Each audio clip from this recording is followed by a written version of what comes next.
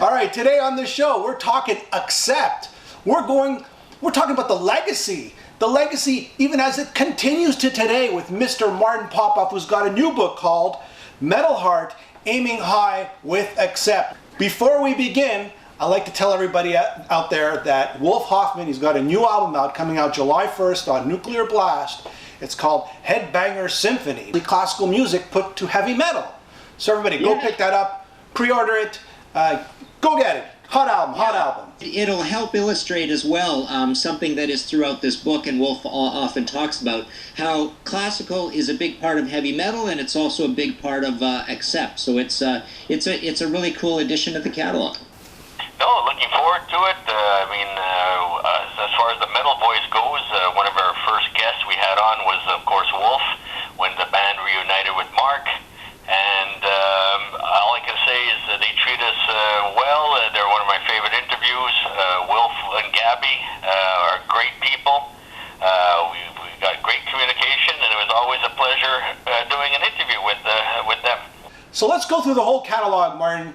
The first Accept album called Accept, and I'm a Rebel. Oddly enough, it's very much like Scorpions, where there's this long prehistory of a very small band getting together. So Udo and Michael, they're going along there, and then these other people are joining a little bit as time goes on. I mean, I guess it gets serious around 1976. They come in second, I believe it is, at this Rock am Ring, this competition. They get a record deal right away, but it's a small German label, and they put out this Accept album. And this first album is a really heavy album for the time. In fact, it's probably one of the heaviest albums of the 70s. Very impressive. It's raw. But it is a cool record. It's got a lot of modern heavy metal things going on with it. But then I'm a Rebel. What they do is they're kind of pushed into this poppy, trying to be like a poppy, glammy, AC/DC type direction, and there's a whole story in the book about how I'm a Rebel is actually an AC/DC song that was going to be for AC/DC, but they didn't want to do it, and Accept picked it up. But I've never liked the second album very much at all.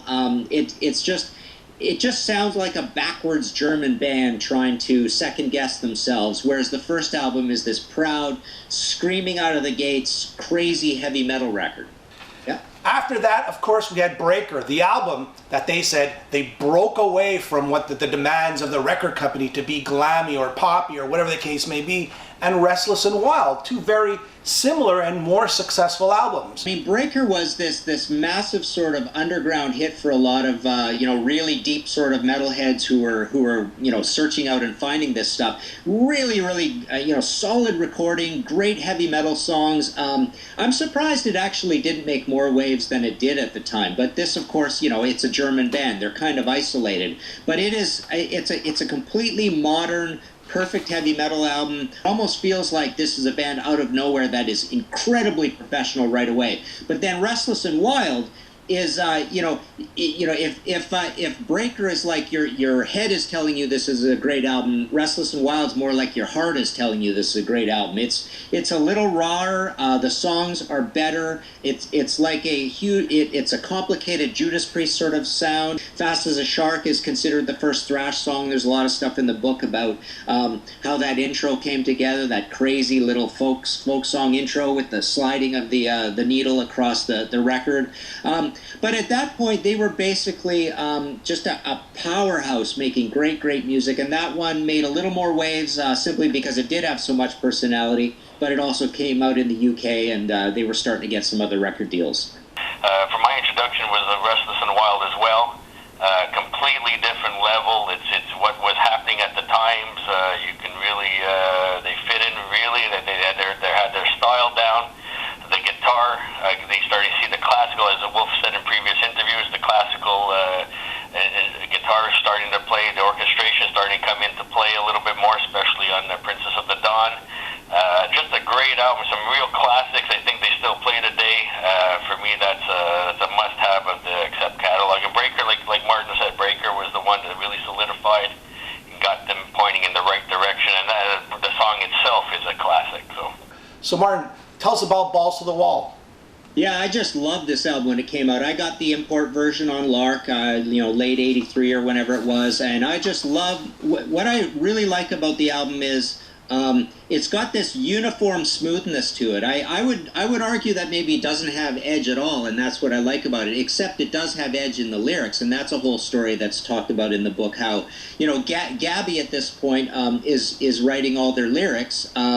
A female, the manager of the band, and then the part of being female is sometimes used as sort of the they talk about how some of the songs are written perhaps from a female point of view, and then they came out with this whole gay controversy around the album because they're pictured with their shirts off, and there's balls to the wall, and the guy holding, you know, the big wrestler leg thing. So it had this very funny subcurrent of storyline behind it. But I remember, you know, getting it and just thinking this is a really kind of smart, multi-dimensional band. But I just thought their riffs had that cool Teutonic tone to them, and this was a very even record. Very, very disciplined, well recorded, and just really four on the floor drumming throughout, and all the songs had so much you know, magnetic personality to them.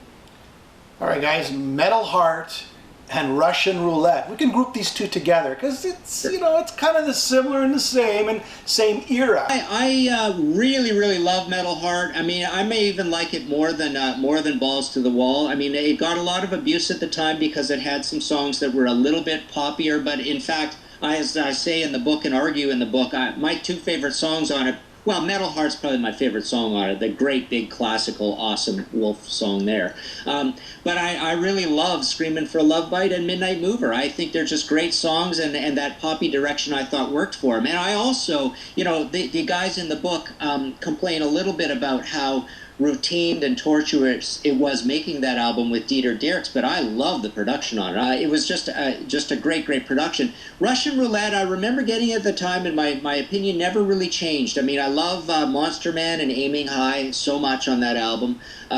But the rest of it, I just found, I didn't like the production. They went back to kind of a raw production sound I don't think really worked. I don't think the songs were there as much as they were on Metal Heart. Well, one of my favorite interviews was Wolf when he actually went and got the Metal Heart for us and showed us on the show. Nice.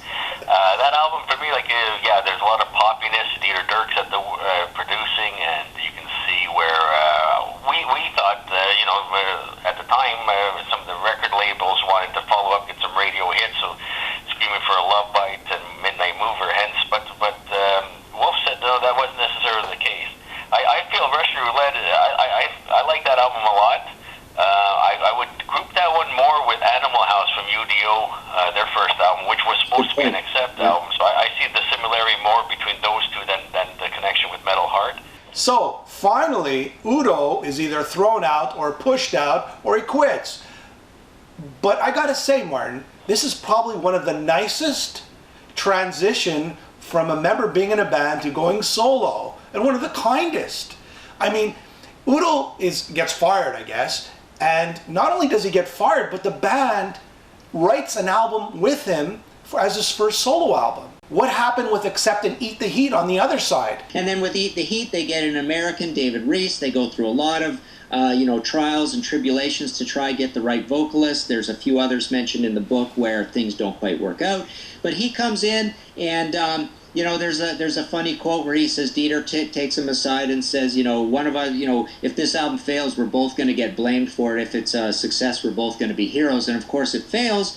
But, and the reason it fails is A, it's really hard to make that singer transition. But B, it's sort of a flagrant sellout attempt at being a hair metal band, and the production is quite horrible and clacky and mechanical on the drums, and there's just too much going on, and it's just too stiff, and the songs are really, as I say, that they have this big American element in the band, who's not only an American element, he's kind of like a bluesy party animal type singer, and they've got this German band, and everybody's cognizant of that. They all know that something's amiss here because it's not even a German fronting this band. It bothered me, I can tell you that much.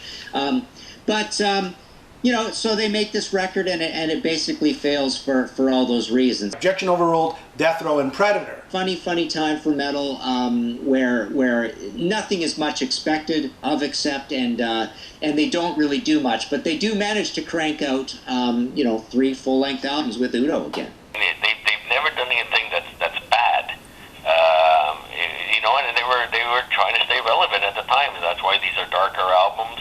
So we had the 3 albums. We have Blood of the Nations, Stalingrad, and Blind Rage. These records are beautifully, beautifully produced. There's amazing guitar work on them. And then, of course, the big, wild card into the band is Mark Tornillo. And what we have with Mark is a singer that's been like unanimously accepted by the fan base. And well, first of all, the voice is almost like a just slightly younger and more technically adept with more feeling version of Udo.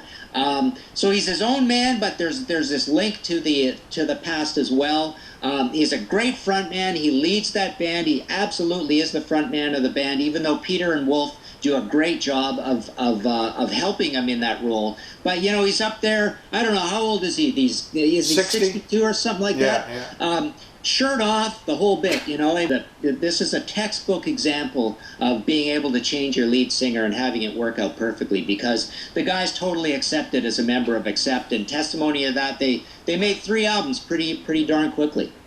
This era of the band and those 3 albums can stand up to anything in their catalog. It's some of their best work ever.